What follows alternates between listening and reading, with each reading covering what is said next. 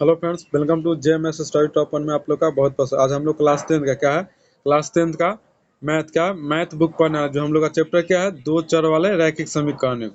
क्या है, दो चर वाले रैखिक समीकरण युग्म। Pair of the linear equation in two variables. क्या है, वेरिएबल्स है। आपका जगह नहीं था इसलिए नहीं लिखा गया पूरा, तो जाएगा pair of linear equation in two variables. और क्या है, मोस्ट वीवीआई क्वेश्चन। क्या है, मोस्ट वीवीआई क्वेश्चन 2023 एग्जाम। जो आपका एग्जाम जो होने वाला है मैट्रिक का 2023 का जो एग्जाम है, उसके लिए क्या मोस्ट वीवीआई क्वेश्चन है। आपको टारगेट 100% बोर्ड एग्जाम जो आपका क्वेश्चन होगा, जो भी टारगेट करेगा ना, क्या 100%। जो भी हम क्वेश्चन देंगे बोले ना कि उसी के अंदर पूछा, इसलिए बोले कि 100% टारगेट। आपका टारगेट कितना करेगा, 100%। क्या ये पार्ट 1 है, क्या आपका वीडियो का पार्ट 1 है। इसमें 2 पार्ट बनेगा, आपका खत्म हो जाएगा। क्या पहला क्या देखिए, दो चर वाले रैखिक समीकरण। हम युग्म नहीं, पहले क्या देखना है, दो चर वाले रैखिक समीकरण। तो बोला है कि ए बी तथा सी वास्तविक संख्या है जहां ए बी बराबर नहीं जीरो के रूप का समीकरण को दो चर वाले रैखिक समीकरण। देखिए, ए बी सी एक वास्तविक संख्या है जहां ए और बी बराबर नहीं किसके, जीरो के। तो रूप का समीकरण को क्या कहते हैं, दो चर वाले रैखिक समीकरण। जैसे देखिए, एक्स बी वाई प्लस में सी बराबर में जीरो, क्या हो जाएगा आपका, दो चर वाले रैखिक समीकरण हो जाएंगे। अब बोला है कि दो चर वाले रैखिक समीकरण के हलों की संख्या अनगिनत होती है। मतलब दो चर रैखिक, युग्म नहीं बोला है, रैखिक बोला है। मतलब देखिए, इसमें युग्म नहीं बोला गया है, दो चर वाले रैखिक समीकरण बोला गया है। दो चर रैखिक समीकरण युग्म नहीं बोला गया है। दो चर वाले रैखिक समीकरण के हलों की संख्या अनगिनत होती, क्या होती है, अनगिनत होती है। देखिए, अब किसी भी मतलब मान लीजिए कि यहाँ क्या है, वाई। देखिए है ना, समीकरण है ना, इसको देखिए, इसमें वाई का मान अनगिनत आएगा। वाई क्या हो जाएगा, हम लेते हैं, क्या लेते हैं, एक्स बराबर ले लेते हैं 1। तो आपका क्या हो जाएगा, वाई बराबर हो जाएगा 2 गुने एक्स बराबर कितना रखे 1 और प्लस में 3। तो वाई बराबर कितना आ जाएगा आपका, वाई बराबर आ जाएगा आपका 7। यहाँ देखिए, अब एक्स बराबर क्या लेते हैं 2, तो वाई बराबर हो जाएगा 2 गुने क्या हो जाएगा आपका 5 हो जाएगा। क्या हो जाएगा 5, ये मतलब 2 एकम 2 और 2 और 3 5 हो जाएगा। यही हो जाएगा, एक्स का मान कितना लेंगे 2 और प्लस में 3, 2 4 और 3 7, वाई का मान कितना आ जाएगा 7।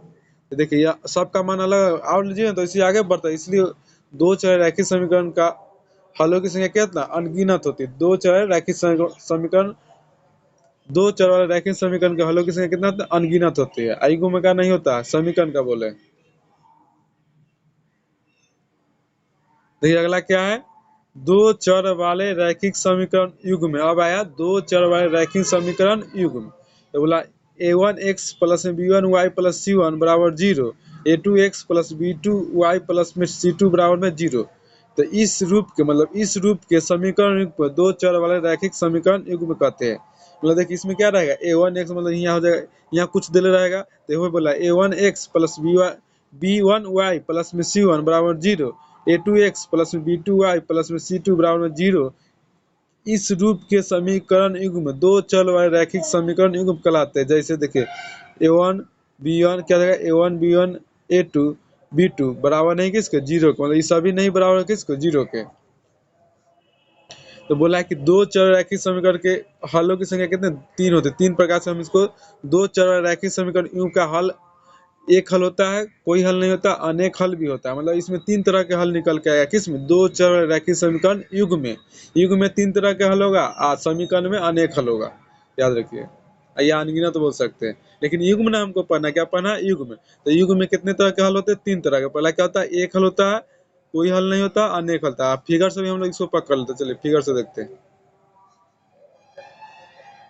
देखिए, एक हल कैसे देखेंगे, तो देखिए, मान लें कि ये एक रेखा, बिंदु यहाँ, तो क्या है, एक बिंदु यहाँ, एक बिंदु यहाँ मिला, इसको क्या करना है, मिलाना है।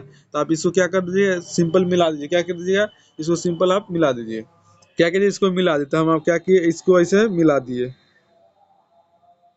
बिंदु मिल गया। एक इधर से रेखा ले लेते हैं, मान लीजिए कि यहाँ से ले लेते हैं।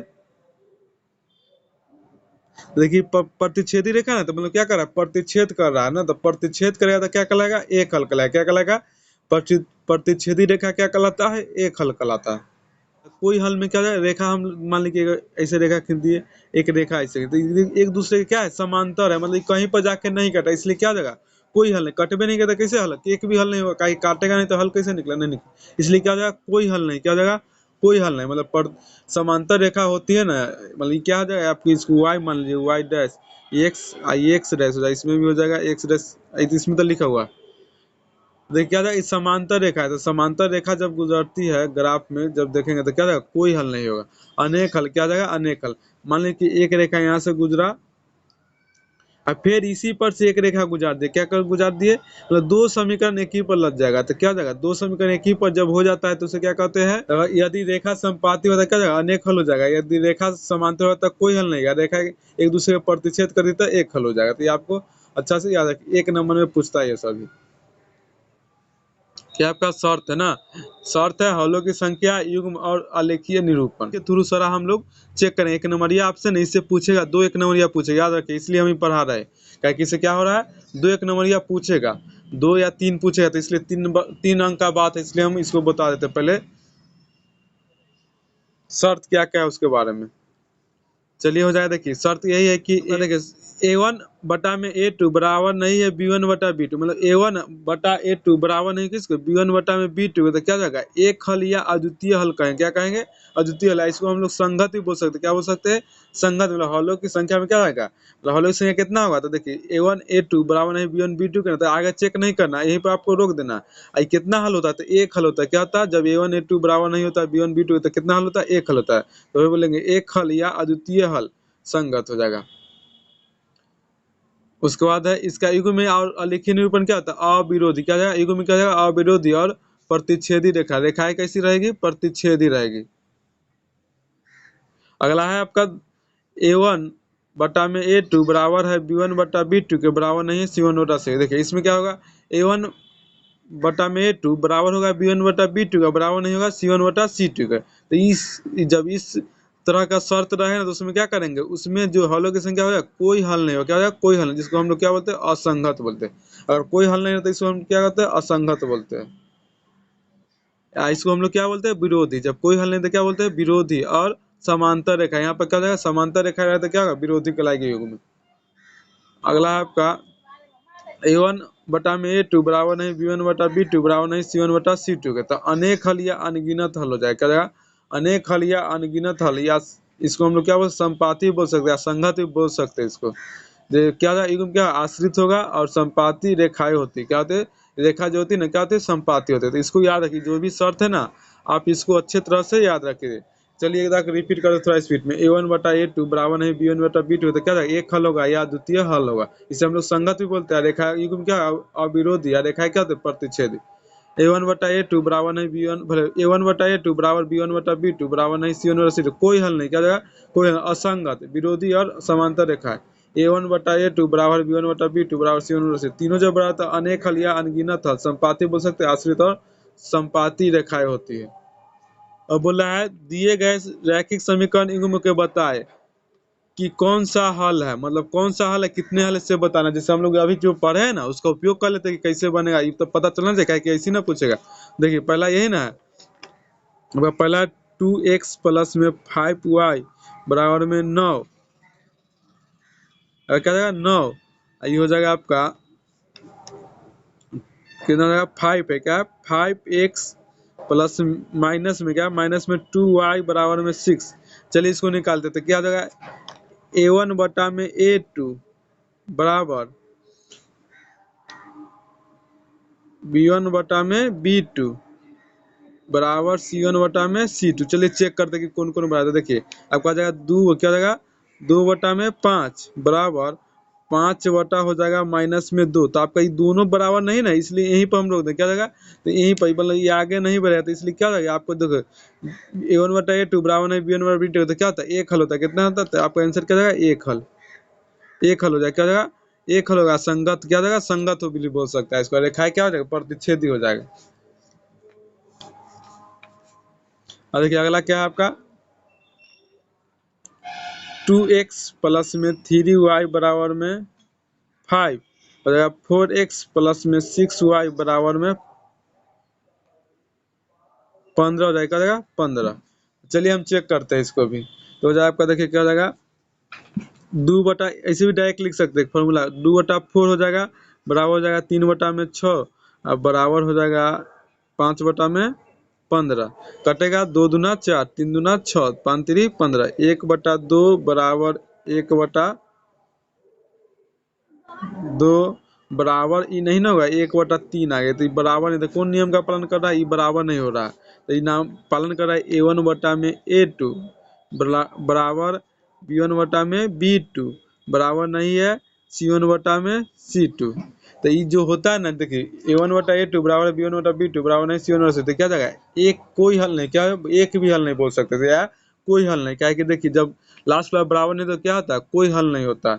इसमें देखा क्या होता है, क्या होती है, विरोधी होती है, और समानताएं कथी समांतर रेखाएं होता है, जो कोई हल नहीं तो उसमें क्या होता है, समांतर रेखाएं होती है। एक बच गया है, ऐसी पूछे आपको 1 नंबर में। अगला है आपका, देखिए तीसरा देख लेते हैं, तीसरा क्या है, 2x-3y+2 बराबर में 0।